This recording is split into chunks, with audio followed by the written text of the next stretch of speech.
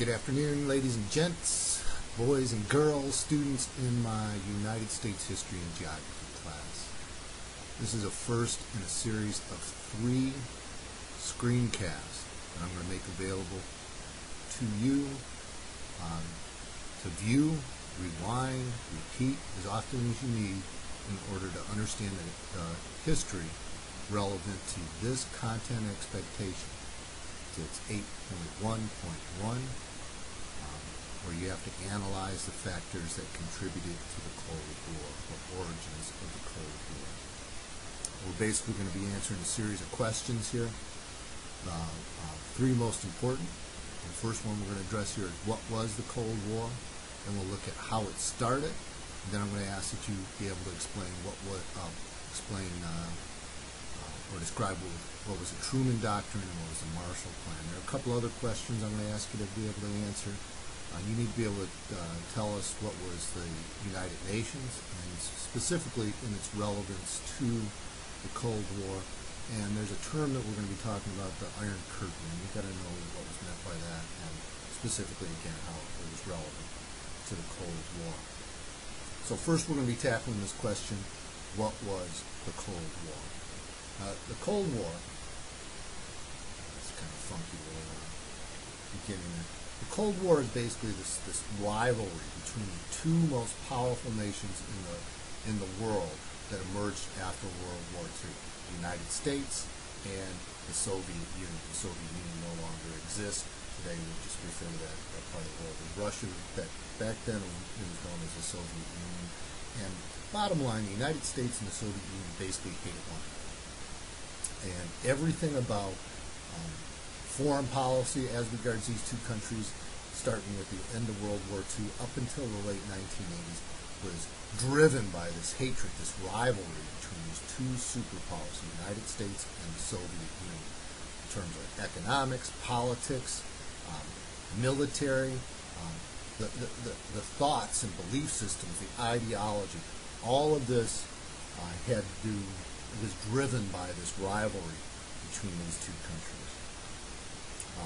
A large part of the Cold War was this rivalry between the 2 countries as regards the arms race. If you remember, an atomic bomb was invented in the latter part of World War II. That's what we used to bring about a quick defeat to Japan in 1945. And we dropped the bomb on Hiroshima and then Nagasaki. And then very quickly after that, scientists invented an even more powerful bomb. The Soviet Union acquired that technology in the late 1940s, and then both countries were in this competition to see who could create the greatest number of bombs. In this cartoon here, we're seeing President Kennedy basically racing the premier of the Soviet Union. His name is Khrushchev, and it's emblematic of this competition between the 2 countries. Who's going to have the greatest number of nuclear bombs? It's kind of silly because between the 2 countries they had created enough nuclear bombs to destroy the Earth many, many times over. This rivalry between the 2 countries also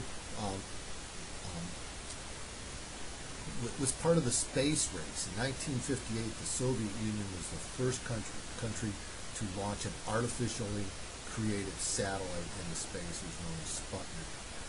This really scared a lot of people in the United States because combine that with the fear and anxiety that folks had over the expansion of nuclear weaponry in the country, and how the Soviets had the satellite that's circling the Earth, and it was thought now they're going to have the capacity to drop a bomb on the United States from a satellite so far up in space, there's no way that we could defend one another. So the United States made a commitment to try to outdo the Soviet Union as regards the space race. In fact, President Kennedy laid forth this challenge to America that we would race the Soviets to the moon. And by the end of the 1960s, we actually did land human beings on the moon. That's what the Apollo missions were all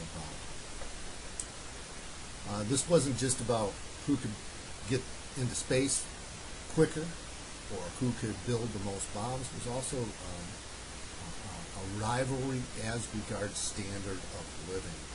And the United States wanted to make the world aware that the standard of living here in the United States was so much better than the standard of living in the Soviet Union. Most of the resources in the Soviet Union were directed at its defense industries, building those bombs, maintaining a very powerful military, although nothing that can ever really match the power and breadth of the United States. But we spent all our resources on that. The United States like to point out that many of our resources were dedicated to providing consumer goods that really enhanced the quality of life of Americans in the 1950s and 1960s. There was this famous debate between the premier of the Soviet Union and Vice President of the United States. The picture is here of Richard Nixon. And the premier of the Soviet Union came on a tour to the United States and visited this exposition where companies around the country were displaying all the great things that they had invented and were providing to consumers in America, like dishwashers and washing machines. And Nixon here is like saying to Khrushchev, look how much better things are here in America. And all Khrushchev has said is, it's all great and good, but we have bombs and we will ultimately destroy you. So it was a rivalry in terms of who had a higher standard of living, who had a better quality of life. There's also a rivalry in terms of in sports and athletics, and this rivalry really was center stage in the 1972 Olympics and the 1980 Olympics, and really all the Olympic Games in between, before and then after. There was this sense that each country had to prove to the world that they had superior athletic programs. Here in the United States, we were known for the quality of our basketball team. We still are. We create these dream teams that go of the best professional athletes in America, professional basketball players, to go to the Olympics and really dominate. That was actually true even before we allowed professionals to participate in the Olympic Games. We only allowed amateur athletes to participate in the basketball competition in the Olympics. So it was basically college guys who were competing in the Olympics, and even then we dominated the Olympic Games. We won gold medal in basketball, Olympic game after Olympic game, until 1972. The Soviets had taken up the challenge. We're going to defeat the Americans at their game of basketball. And what they did was they trained a group of athletes who were employed in the Soviet Army. Their job was in the Army, and their job in the Army was to play basketball. So they were basically professionals who had been playing at a very high level of competition for many, many years. They were older, they were bigger, and in 1972, for the first time, Soviet basketball team defeated the Americans. And this was a tremendous upset for America. It was sort of an embarrassment, and it was really somewhat of a scandal, because in the very last few minutes of the game, it appeared that the United States had won. However, one of the officials, somebody from the Soviet Union, said, no, the game's not over, there's still some time on. Soviets inbounded the ball and were able to score the go-ahead basket. And this was a tremendous scandal. Now here they are saying, we're so much better than the Americans, we defeated them at their own game, and America was really angry. Something similar happened, although the shoe was on the other foot, in the 1980 Olympic Winter Games, when the United States defeated the Red Army team of the Soviet Union. Just like with basketball, the athletes that participated in the Soviet Olympic team were basically paid professionals, while we were fielding a team of amateur athletes, again, a bunch of college kids. And out of the blue, no one would ever believe that this would ever happen.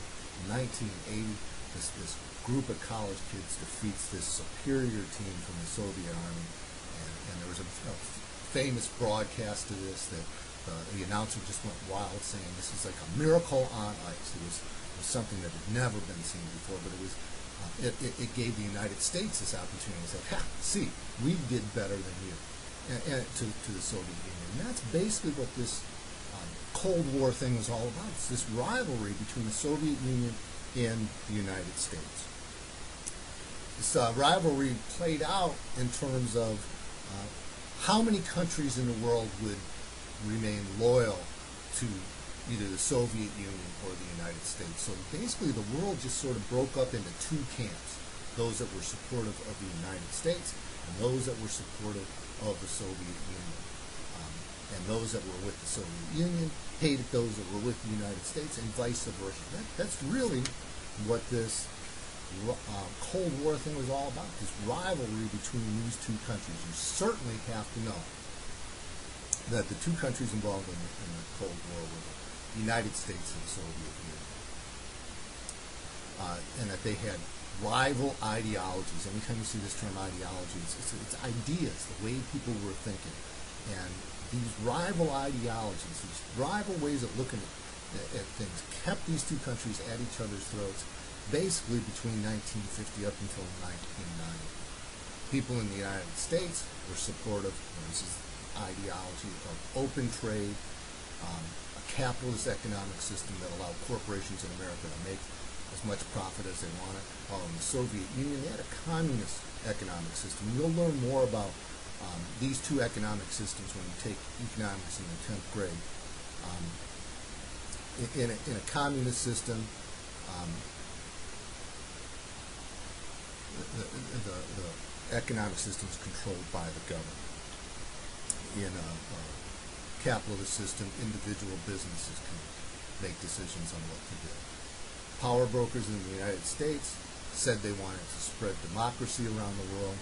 All the leaders of the Soviet Union, Joe Stalin is his name, we've seen his picture as the guy with the big mustache that we saw when we were studying World War II, boasted that he was going to spread the communist revolution across the world. They had established a totalitarian dictatorship to support that ideology. So we got these two rivalries. We got capitalism and democracy in the American camp, and we have communism and totalitarian dictatorships in the Soviet camp. So at this point, you should be able to describe to me what was the Cold War. What I'd like you to do at this point in time is just get out a piece of paper and write that answer down. Bring it to class, or if we're showing this video in class, that's what I want you to do right now. Answer this question. Based upon what you just saw, what was the Cold War?